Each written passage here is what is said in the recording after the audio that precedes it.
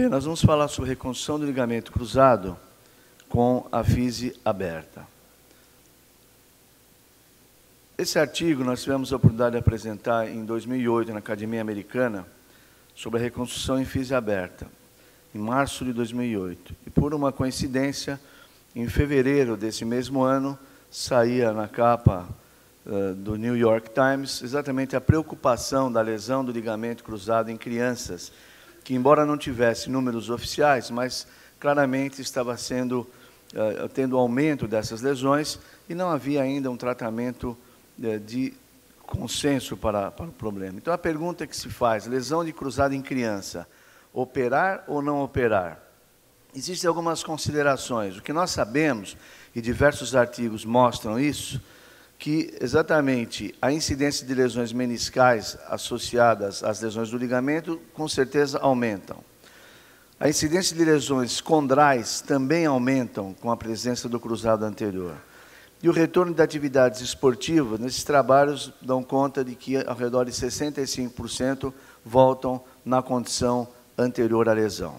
Então, o que nós sabemos que, seguramente, a estabilização do joelho deva ser o melhor caminho para que nós possamos prevenir a instabilidade recorrente e, dessa forma, então, prevenir as lesões associadas.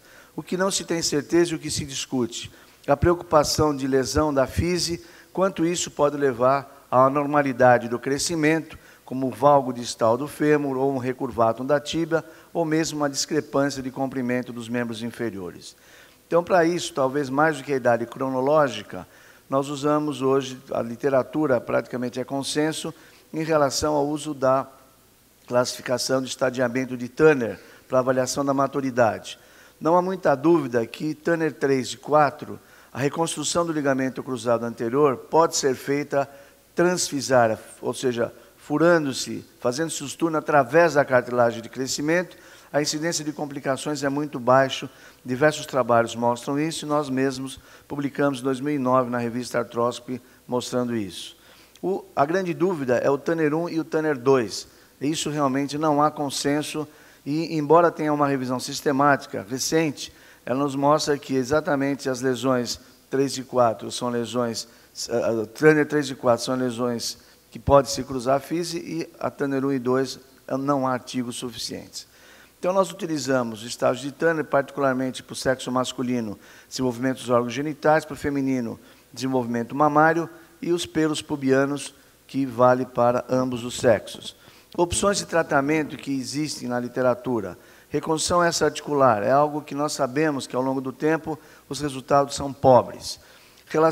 Reconstrução intra-articular, poupando-se as cartilagens fisárias, então, como a cirurgia de Cocker, onde preservamos a inserção do trato iliotibial, passamos over the top, intra-articular, por baixo do ligamento transverso, e fixamos aqui na região metafisária da tíbia. Ou então, intra-articular, poupando-se a cartilagem fisária, porém fazendo-se o túnel na região da epífise, ou utilizando-se over the top no fêmur, na tíbia, no fêmur, e fazendo trânsito epifisário na tíbia. Então, são muitas as opções que existem para a reconstrução.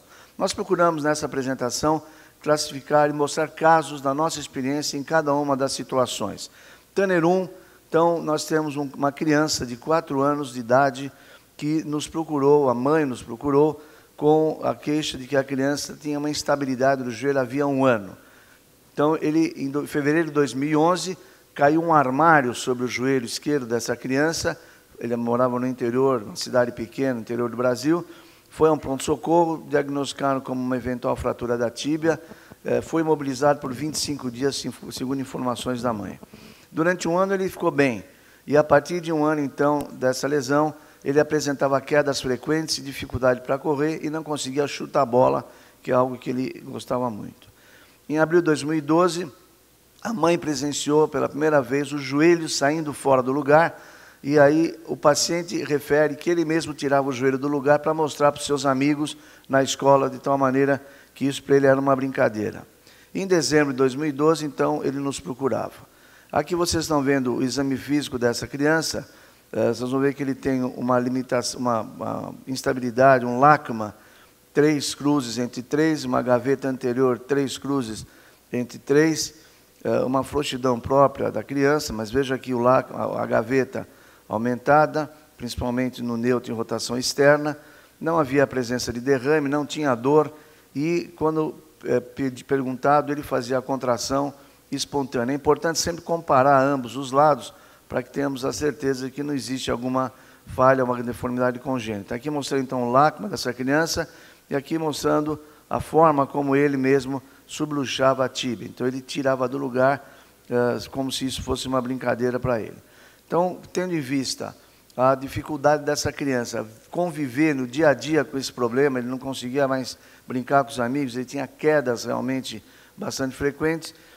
Quando nós o classificamos como o estágio 1 de Turner. Então, mostrando aí o exame físico realmente bastante exuberante. Ainda assim, ficou obviamente a pergunta, esse paciente foi... Paciente não, mas as imagens foram vistas por muitos colegas aqui. Então, radiografia do joelho, tinha um esqueleto absolutamente imaturo, não tinha aparentes deformidades ou alterações ósseas que justificasse pensar em alguma patologia congênita. Escanometria, raio-x panorâmico, sem alterações. Na ressonância magnética, ele apresentava, então, alteração de sinal na inserção femoral do ligamento cruzado anterior.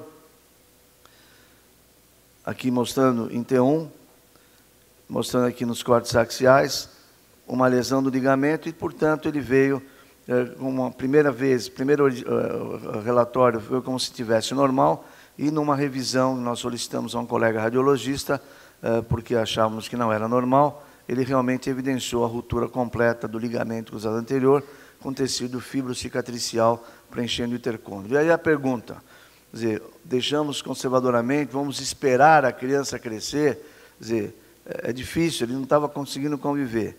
Então, optamos por fazer a cirurgia de Cocker. Aqui vocês estão vendo ele mostrando, antes da cirurgia, ainda sem anestesia, ele fazia essa subluxação.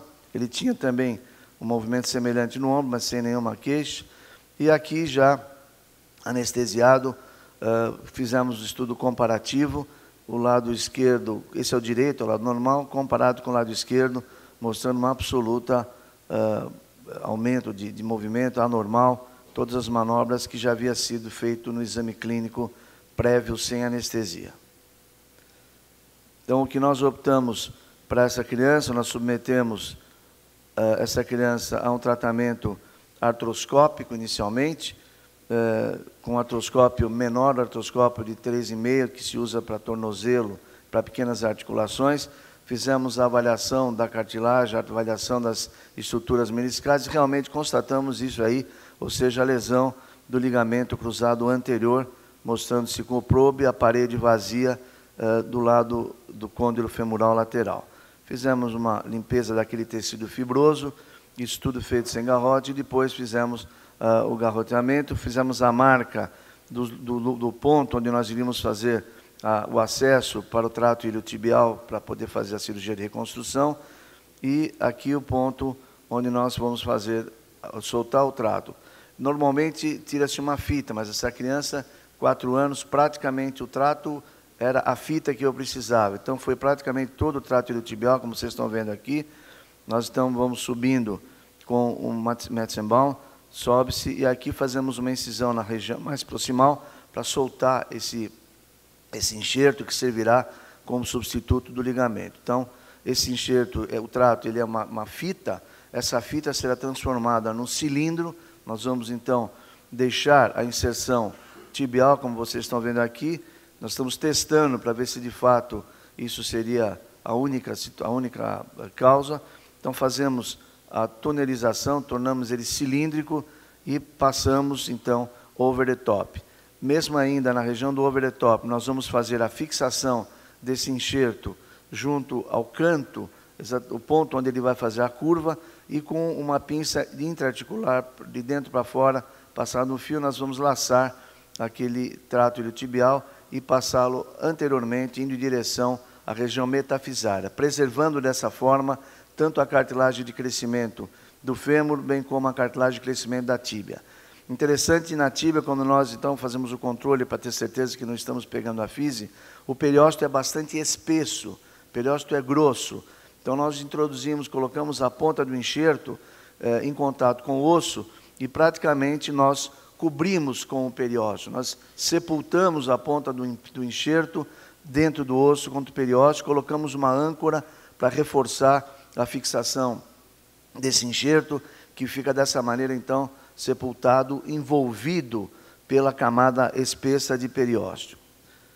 Então, essa foi a cirurgia pós-operatória, deixamos por 6 semanas no gesso, fisioterapia posterior progressiva, com 8 semanas ele já conseguia fazer a extensão completa, mas ainda flexão só de 90 graus. Com 5 meses, ele nos visitou, então aqui mostrando o aspecto das incisões cirúrgicas do trato iliotibial, que não é tão grande, mas obviamente para uma criança é uma incisão grande, apresentando uma frouxidão, aqui vendo o aspecto bem melhor, obviamente, do que estava anteriormente, e ele não conseguia mais reproduzir sozinho, ativamente, a manobra. Aqui mostrando a extensão completa, a flexão dele ainda não estava a 100%, mas ele funcionalmente já estava numa boa condição, que já poderia ter uma qualidade de vida melhor no dia a dia.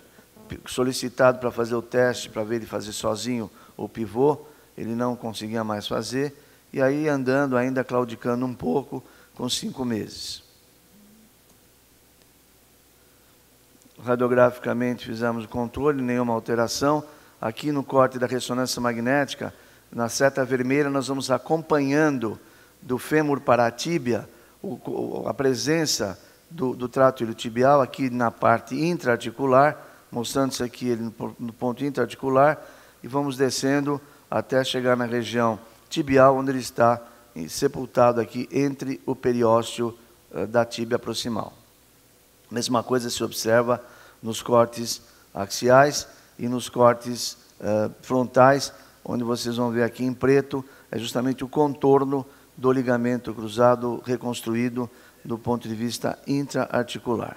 E aqui, com 1 ano, ele correndo, plena atividade, voltou a jogar bola, enfim, é uma criança que hoje tem qualidade de vida normal. Obviamente que não é um caso que nós observamos e temos todos os dias, mas seguramente isso serve de ilustração e de estímulo àqueles que, porventura, venham encontrar um Tanner 1 pela frente para poder fazer essa mesma técnica. Esse é outro caso de uma criança de Tanner 2, uma criança de 10 anos, sexo feminino, praticante de futebol, tinha tido um entorse no joelho esquerdo, jogando futebol havia 15 dias, e descreveu um mecanismo de abdução e rotação da perna na escolinha de futebol. Foi ao pronto-socorro, foi medicada com anti-inflamatório, o raio-x não mostrava nada, e ela não tinha ainda como antecedente a menarca. No exame físico, apresentava um genovalgo bilateral, um pequeno derrame articular do joelho comprometido, arco de movimento praticamente normal, pouca limitação da flexão ainda, um estresse em abdução, uma cruz em 3 e adução negativa, testes meniscais negativos, um Lachman 2 cruzes e uma gaveta 2 cruzes e um pivô também 2 cruzes em 3. Então, essa criança de 10 anos apresentava essas características clínicas e classificada como um Tanner 2, de acordo com o estadiamento da maturidade do estadiamento de Tanner. Então, aqui mostrando o exame físico, vamos direto para a técnica, então não tinha alterações radiográficas, a escanometria normal, sempre fazemos de rotina escanograma para poder acompanhar o comprimento pós-operatório, bem como deformidades. Na ressonância, mostrou claramente aqui uma lesão do ligamento cruzado anterior e um estiramento do ligamento colateral tibial. A idade óssea dessa criança era compatível com entre 8 e 10 anos, conforme o relatório do radiologista, Tanner 2, de acordo com as suas classificações mama e pelos pubianos, e nesse caso nós optamos por fazer uma técnica, uma variação de técnica semelhante ao Satinsky. Estão mostrando aqui a frouxidão do ligamento. E a técnica desse caso, nós utilizamos os enxertos flexores e realizamos a cirurgia utilizando-se, fazendo-se a perfuração transepifisária. Ou seja, nós não furamos, vou direto aqui mostrar o raio-x, nós não furamos a fise, fizemos a perfuração transepifisária no fêmur e furamos a fise na tíbia, fazendo essa fixação ao inside com os 2 botões. Aqui mostrando um aspecto radiográfico, muleta por 10 dias e protocolo acelerado sem nenhuma alteração. Turner 3 e 4, aqui é um exemplo de 2 meninas, as mesmas condições, 13 anos, uma não aceitou a cirurgia e a outra aceitou a cirurgia. Então, essa menina de 13 anos, uma ginasta, aceitou a cirurgia, a jogadora de vôlei não. Essa ginasta foi reconstruída, voltou a ter sua atividade física normal, enquanto que a menina de jogadora de vôlei optou pelo tratamento clínico. E o que aconteceu é que, aos 13 anos, daí para frente, aos 16 anos, essa criança já apresentava sintomas, lesão de menisco medial, lesão de menisco lateral, lesão de cartilagem, e aí, então, mostrando o aspecto artroscópico, mostrando a degeneração articular dessa criança que não foi operada na época que tinha 13 anos, como foi a outra em situações semelhantes.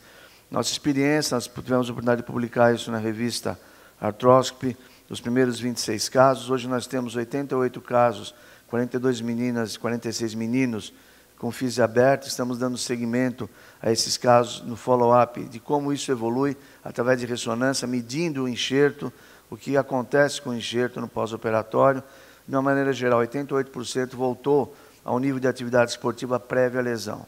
Como mensagem final, nós acreditamos que a lesão do ligamento cruzado, com fise aberta, elas podem e devem, talvez, ser operados. Escolher a melhor técnica para cada caso, obedecendo o estadiamento de Turner, conversar e esclarecer muito a família das eventuais riscos que possam trazer, mas, no geral, os resultados, acredito, serem bons, com bom prognóstico. Obrigado.